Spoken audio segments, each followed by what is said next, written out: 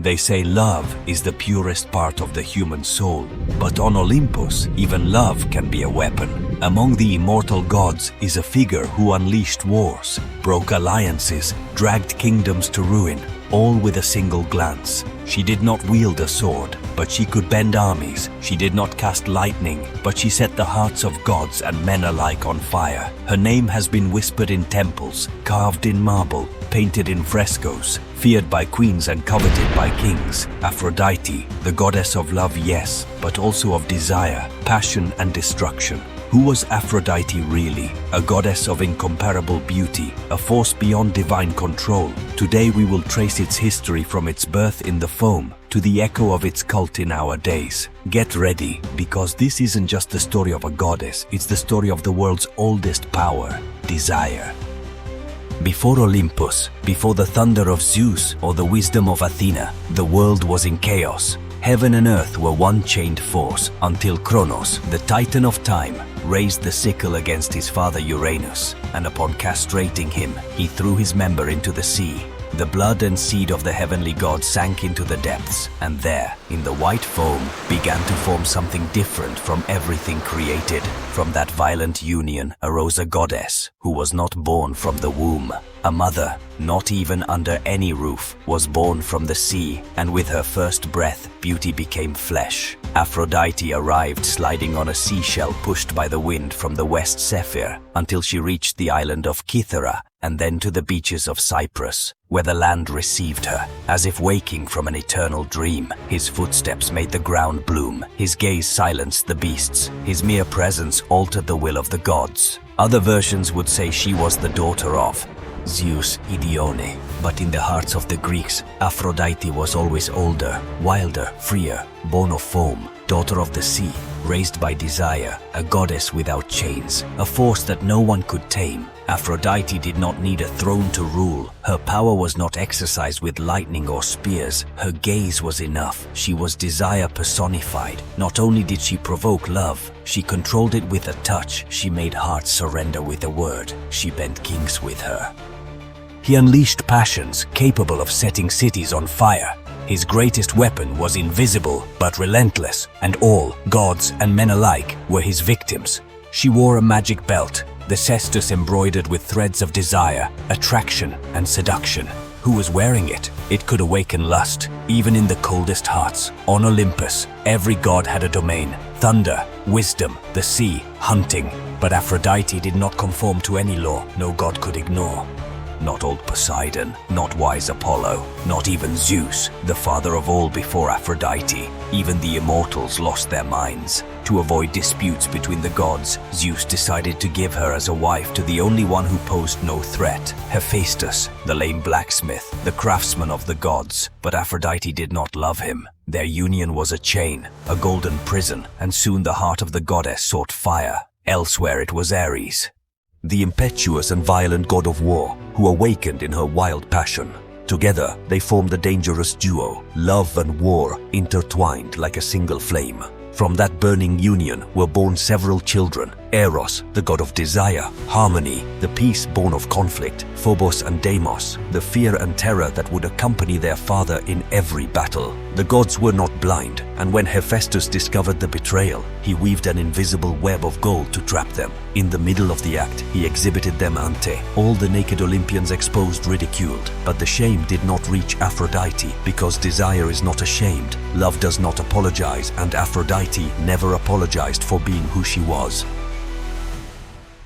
During the wedding of Peleus and Tethys, a sacred union between a mortal and a Nereid, all the gods were invited, except one Eris, the goddess of discord. She appeared uninvited and tossed a golden apple on the table. On it was engraved a single word for the most beautiful three. They claimed the title was the Queen of the Skies, Athena, the goddess of wisdom and war, and Aphrodite, the Queen of Desire. Unable to decide, they took La, Muta, before a mortal Paris, Prince of Troy, a simple shepherd, ignorant of the fate that would carry. Hera promised him power, Athena, glory in battle. Aphrodite looked at him and did not say much, only whispered, "I will give you to the love of the most beautiful woman in the world, Paris." Paris gave the apple to Aphrodite. In that instant, he sealed the fate of his city and the world. The betrothed woman was Helen, wife of King Menelaus of Sparta. Paris kidnapped her, and so the war began again.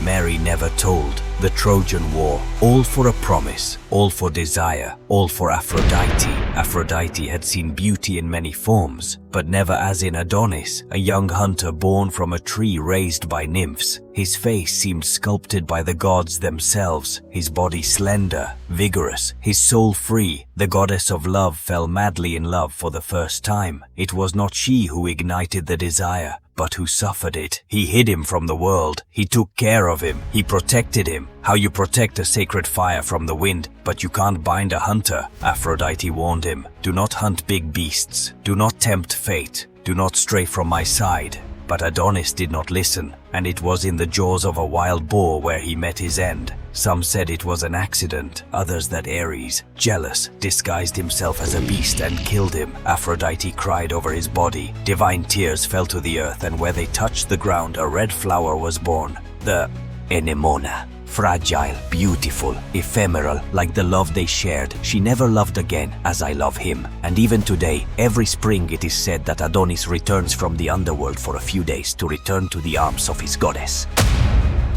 Pygmalion was a king, but more than ruling, he sculpted in a world that disappointed him, where women were, according to him, frivolous and unworthy. He sought refuge in art, and from cold marble he carved the perfect woman. Every curve, every stroke, every gesture was the result of his obsession. He called her Galatea. She did not speak, she did not breathe, but for him, she was already alive. He dressed her, he kissed her, he whispered words of love to her, but the marble never responded. During the festival, in honor of the goddess, Pygmalion offered incense and a silent supplication.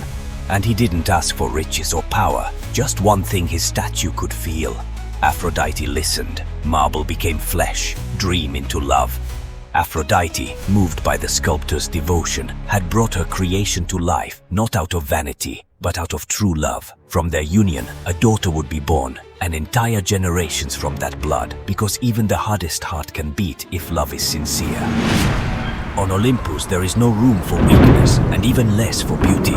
No obedience. Aphrodite, with her irresistible power, was not feared for her brute strength, but for what awakened desire, jealousy, chaos. She was the wife of Zeus. The goddess of marriage despised the way Aphrodite unleashed illicit passions. For her, love had to obey laws, duties, sacred allegiances, but Aphrodite knew no limits. Athena, goddess of wisdom and strategic warfare, remained a virgin by choice. He despised the uncontrollable emotions Aphrodite sowed in men and gods.